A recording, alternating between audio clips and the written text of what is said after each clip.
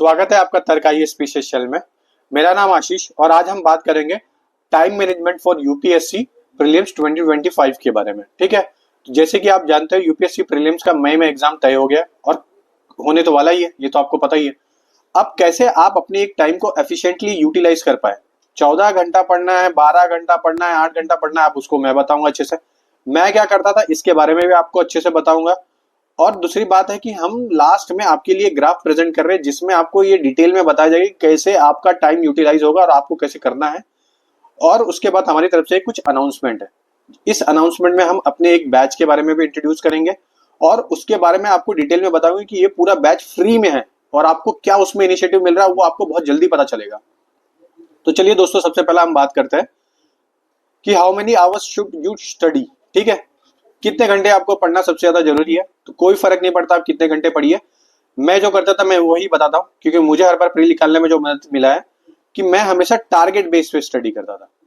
ठीक है, मैंने आज अपनी एक डायरी ली है। उस डायरी में मैं दिखा देता हूँ आपको, ये एक डायरी ली है। उस डायरी में मैंने अपनी डेली के एक शेड्यूल बनाया। उस शेड्यूल को बस मैं जैसे जैसे करते गया उसको मैंने टिक मार्क करते हुए गया। इससे चीज ये होते गया कि मैं को एक तो कॉन्फिडेंस आने लग गया कि मैं क्या क्या कर रहा हूँ और कितना दिन में मेरा कंप्लीट हो रहा है। उसके लिए मुझे कभी 12 घंटा लगता, कभी 8 घंटा लगता, कभी 14 घंटा लगता, कभी 6 घंटा लगता, अकॉर्डिंग टू माई उसके ऊपर से होता था कि मेरा शेड्यूल कैसा है।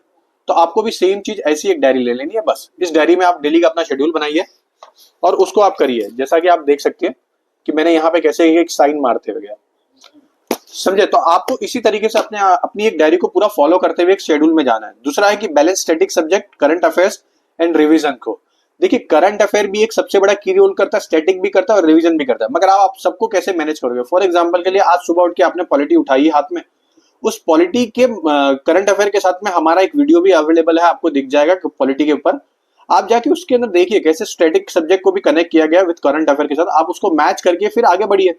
सेम चीज आपको भी करना। अगर खुद से करना है तो आप कोई भी एक करंट अफेयर की मैगजीन पकड़ लीजिए, उसके अंदर देखिए पॉलिटी के कैसे क्वेश्चन आए और उसको स्टैटिक के साथ रिवीजन करिए और उसको स्टैटिक के साथ कनेक्ट करिए। अब रिवीजन सबसे बड़ा की होता है। अब रिवीजन करने के लिए आपको डेली सुबह उठ के रिवाइज करिए और एक रात में सोते समय रिवाइज करिए।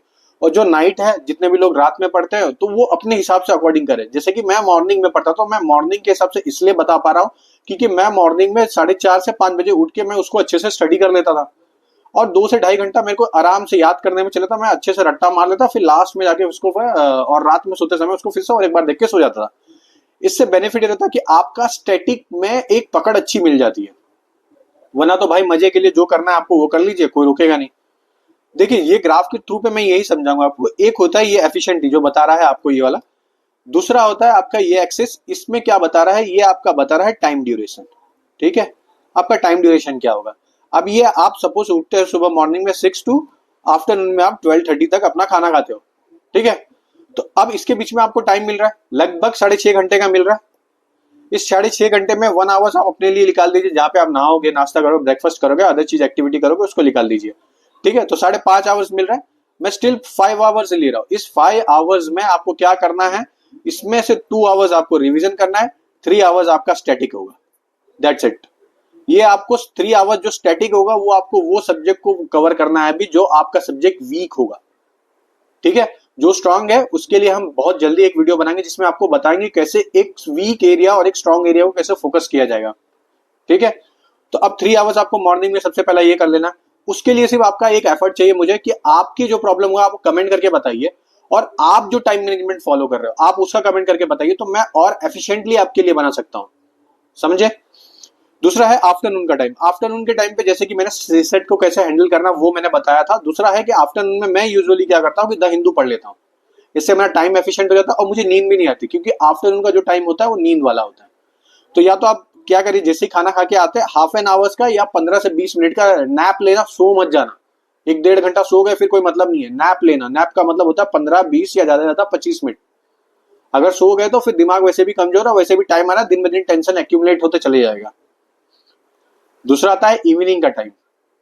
अब आपका जो इवनिंग का टाइम होता है वो सबसे ज्यादा एफिशिएंट तो नहीं होता है क्योंकि उसमें से आपकी एफिशिएंसी गिरनी चालू होती है। यहाँ पे हमने एक इनिशिएटिव लिया कि हर इवनिंग में आपको कुछ वीडियो प्रोवाइड कर दिया जाएगा जिसके थ्रू पे आपको ये बता दिया जाएगा कि कैसे पढ़ना है, कैसे क्या करना है, कौन कौन से सब्जेक्ट को कैसे कैसे कवर करना है। हमारे 90 डेज का प्रोग्राम है, उसके जाके आप वीडियो देख लीजिए तो आपका इवनिंग का टाइम भी यूटिलाइज हो जाएगा, डेफिनेटली यूटिलाइज होगा। और रात का 1 आवर डेली हमेशा बेड पे जाने से पहले आपको 1 घंटा अच्छे से रिवाइज कर लेना है, इस चीज को याद रखना, ठीक है। इस ग्राफ के थ्रू पे मैंने आपको ये चीजें समझा दी। How much time should I dedicate to revision daily, बता दिया आपको, 2 से 3 घंटा। Balance between CSAT and general studies, already CSAT के लिए हमने एक वीडियो बनाया जिसमें मैंने बताया है कि मैं कैसे सीसेट को हैंडल करता था। सीसेट परफेक्शन नहीं है, सीसेट में सिर्फ पास होना है, जनरल स्टडीज में परफेक्शन रिक्वायरमेंट है, ठीक है। तो दोनों में डिफरेंस है सोचने में। तो मैंने बहुत अच्छे से सीसेट के बारे में बताया, उसका जाके देख सकते हो। और भी कोई इंक्वायरी चाहिए तो आप कमेंट करना, मैं उसके बारे में बताऊंगा। जैसे कि बहुत सारे लोग को दिक्कत होती है कि सीसेट में स्कोर नहीं आ रहा है, रिवीजन अच्छे से नहीं हो रहा है, उसको अच्छे से एड्रेस किया जाएगा। एक है मॉक टेस्ट। देखिए, आप पढ़ते हो, पूरी पढ़ाई एक तरफ है और मॉक टेस्ट एक तरफ है। मैं फिर बता, आप जो इतना पढ़ रहे हो वो सिर्फ आपका 20% है।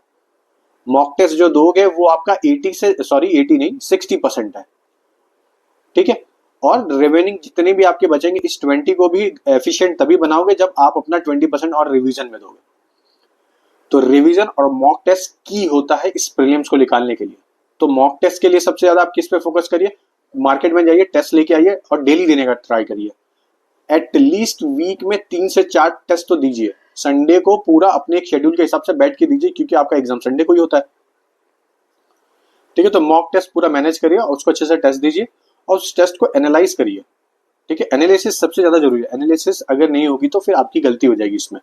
अगर आपको इस मॉक टेस्ट के ऊपर चाहिए कि कैसे हम करें, आप मुझे कमेंट कर देना, या आपके जो भी क्वेश्चन होंगे इस मॉक टेस्ट से कमेंट करके मुझे बताना। मैं आपको बहुत डिटेल में बताऊंगा कैसे मॉक टेस्ट को एनालाइज करके उसके शॉर्ट नोट्स भी कैसे बनाने हैं, ये भी आपको बताऊंगा।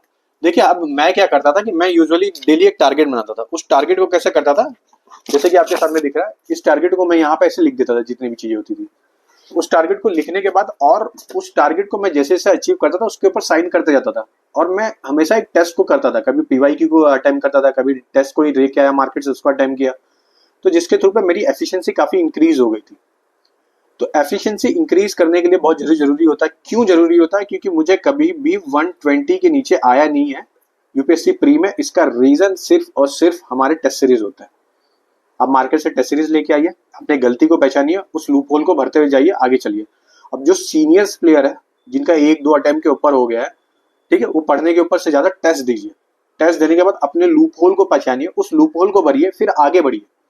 डेफिनेटली मार्क्स इंक्रीज होगा। अगर नहीं इंक्रीज होगा, अगर तब भी आपको प्रॉब्लम आ रही है तो आप कमेंट करके बताना। बेस्ट टाइम टू स्टडी, कौन सा स्टडी होता है भाई? देखो, ये तो आपको ही डिसाइड करना पड़ेगा। मेरे से पूछोगे तो मैं मॉर्निंग बोलूंगा, क्योंकि मैं मॉर्निंग वाला हूँ। अब जो नाइट में या इवनिंग में करता है स्टार्ट, भाई उनके लिए रहेगी। मगर मैं एक चीज तो जानता हूँ, अगर आप सो के जब उठते हो तो आपकी एफिशिएंसी सबसे ज्यादा पीक पे होती है। उस एफिशिएंसी को यूटिलाइज करिए, और उस एफिशिएंसी को यूटिलाइज करने के साथ साथ अपने ही उसी एफिशिएंसी को, जैसे मैंने बताया, धीरे धीरे वो डाउन होने लग जाती है। उसी एफिशिएंसी के हिसाब से अपने सब्जेक्ट को बांटते जाइए। तो हमेशा मॉर्निंग में वो सब्जेक्ट पढ़िए जो आपका वीक है, ना कि जो स्ट्रांग है। स्ट्रांग को इवनिंग में रख दीजिए।